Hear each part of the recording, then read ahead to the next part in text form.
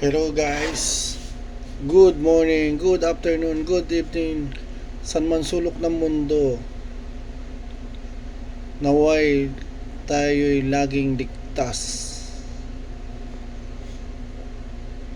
Ah, Ngayon lang po ulit nakapag-vlog. Today is Sunday po. Time check is excuse me. Magsi 7 o'clock po ng gabi dito po sa Italy. 7 ng gabi po dito sa Italy. Ah,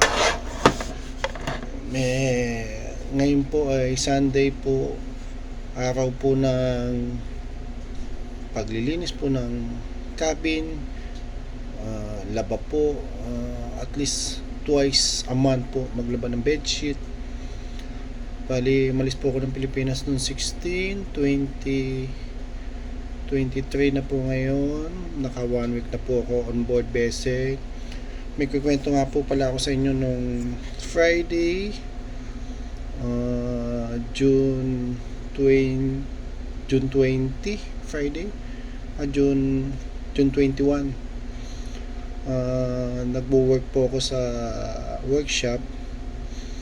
Bali, may gumagamit po ako ng wire brush. Kung hindi nyo maintindihan ano yun, wire brush po yun sa gamit po yun sa po, pagtatanggal ng kalawa.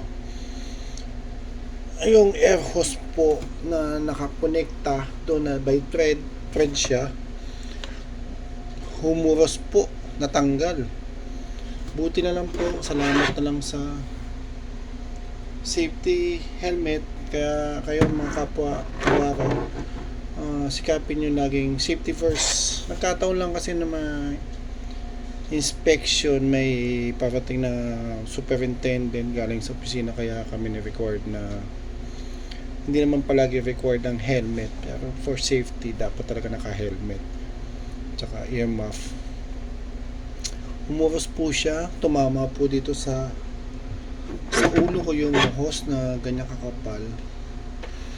Tumama po dito sa lakas po ng impact, tumansik po tong helmet ko. Tumakbo po yung Italiano na first engineer, pinatay po yung hangin. Imagine niyo sa lakas po ng impact na yun na tumama po sa helmet ko. Kung wala po akong hard hat na helmet, di ko lang po alam kung hindi po ako na hemorrhage o na hospital sa lakas po ng impact na yun. Nina-guide pa rin po tayo ng nasa taas ng ating Panginoon. Hindi naman po tayo ganung masamang tao po. Tumutulong din po tayo ng bukas sa ating puso. May naman po tayong kasalanan na napapatawad din po tayo. Lahat naman po ng tao nagkakasala. Yun po, kaya kayo mga kabaro natin, mga seaman, ingat po saan man kayong sulok ng mundo. Ngayon po viral po yung isang vessel na MV Tutor na ginamitan ng bangka po na remote control, siguro na may bomba. Sumabog po yung MV Tutor dun sa binangga po sa bulk na ship po. Kaya ingat po, dasal po ang best protection po kahit saan man po na naroon. Sikapin po natin na bago magsimula ng work at pagkatapos ng work, bago matulog ay magdasal po tayo ng bukas sa puso po. Hindi naman po kailangan na mahabang dasal po, yung dahil tayo po mga OFW, mga seafarers po malayo sa pamilya.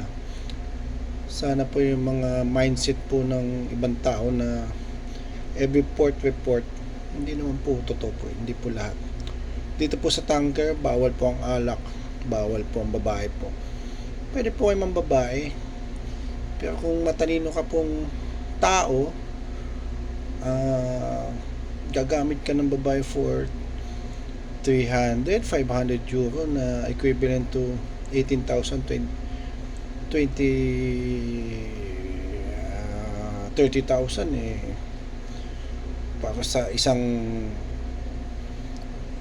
oras o 3 oras o sa isang gabi, di practical po. Ibili na lang po natin ng pagkain po, ibigay na lang po natin sa pamilya po. Init lang po yan, pwede naman po iligo lang yan. Pero hindi ko naman po sinasabing santo po ako, nagkakamali din po ako.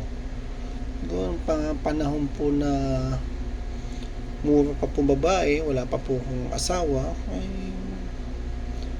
pumitik din po ako. Hindi naman po umalin sa tao, kasalanan din po tayo. Mahirap din paglabanan po ang tukso, pero mga panahon na yun binata pa po ako noon. Napatawad na rin po siguro sa Diyos dahil nakumpisal ko na rin po yun sa tagal na panahon. Ngayon po ay maglilinis po ako ng mabilisan lang po dahil Sunday naman po ngayon. At least tuwing linggo po linis, tapos bedsheet po at least twice a month linis. Ayusin ko lang po yung bedsheet ko habang stay lang po kayo dyan po, mabilis lang po ako maglilinis po. Basta sa mga kabaro ko po, mga kapwa kong seaman, ingat po palagi, dasal. Sige po, maglinis po na po ako habang tabayan nyo lang po ako. Mabilis lang po ako maglilinis po. Ayos po ng bedsheet.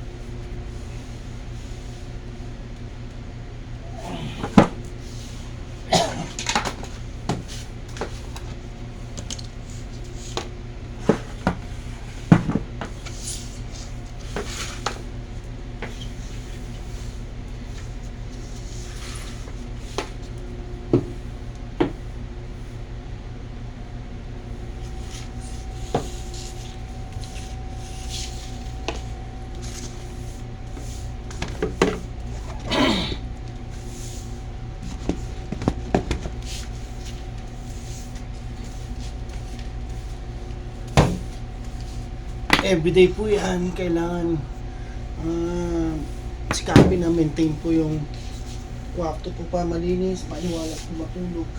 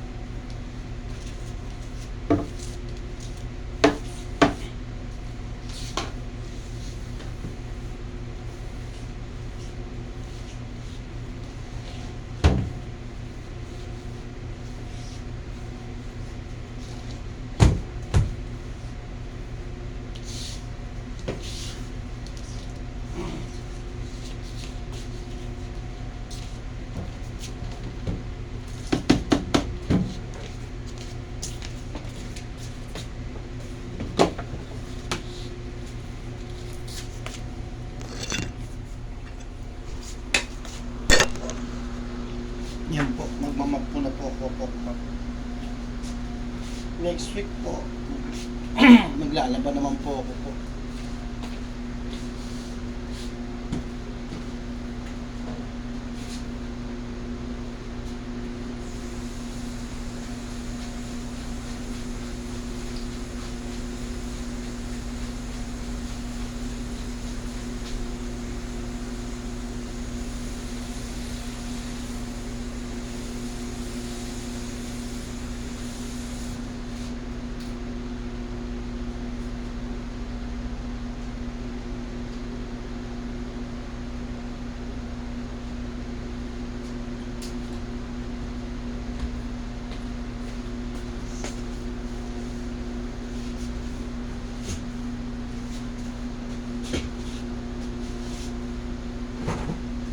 Maliit lang naman po ang kwarto, hindi naman ganoon siya kalaki. Kaya mabilis ka lang makakalinis. Maintain mo lang siya.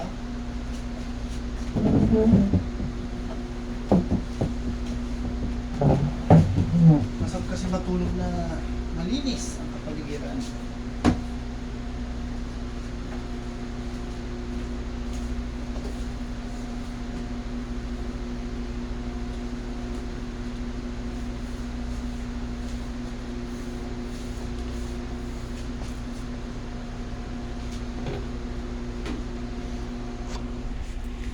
Yan po yung basurahan ko. Natapon ko na yung basura. May basura ulit. Dahil nag-ano po tayo.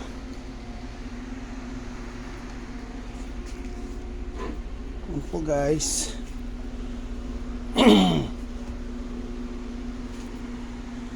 Ingat-ingat po tayo palagi. Dasal po. Hingin ng tawad sa taas. Hingin ng blessing. Kung may magagawa po tayong tulong sa kapwa natin, tulungan po natin, huwag po natin paasahin. Kung wala naman po tayong magagawa, sabihin agad po natin. Yan po ang upbringing ng mother ko po nung buhay pa. Kung may tutulong kayo sa kapwa nyo, tulungan nyo. Kung wala, huwag nyo paasahin. Yan. So,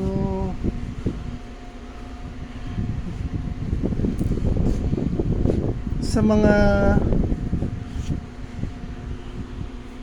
yun po, tapos na po maglinis. Yun po, sa mga balak magsiman, kailangan buo ang loob mo, puso, mindset. Wala ka ditong katulong, wala mag-aasikaso sa'yo, so ikaw lang, sarili mo lang. Bawal magkasakit. Sa amin, siguro one day magkasakit ka, pagbigyan ka. Sa second day, third day, hindi ka mag-work. Ticket na kapalit mo dito sa style ng mga Italiano. Iniiwasan ko po yan. So, kailangan laging good health ka. Kita nyo po yung mga past na vlog ko po na haggard po ko. Sobrang pagod kasi po. Pag Sunday po, medyo half day lang. Kaya lang talagang sakripisyo. Sacrifice para sa pamilya. Ito po yung mga pagkain ko po. Makikita nyo, dahan-dahan nang nababawasan. 1 week pa lang po yan.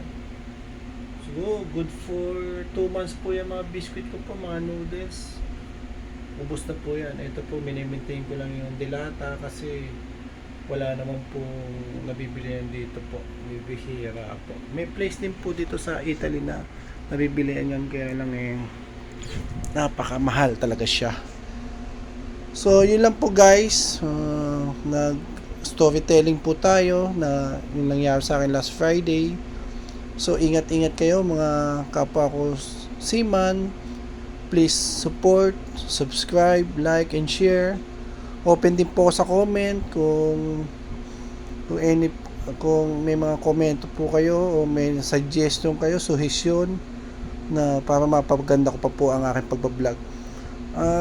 Hindi pa po ako nakakalabas, hindi pa po ako nakakagosyo, kaya hindi ko pa po sa inyo ma-share ang kagandahan ng bansa na to na Italy. Pag nakalabas po ako, promise po, bablog ko po, pakita ko po sa inyo yung mga beauty po ng Italy. Yun lang po. Thanks for watching. God bless po sa lahat. Bye.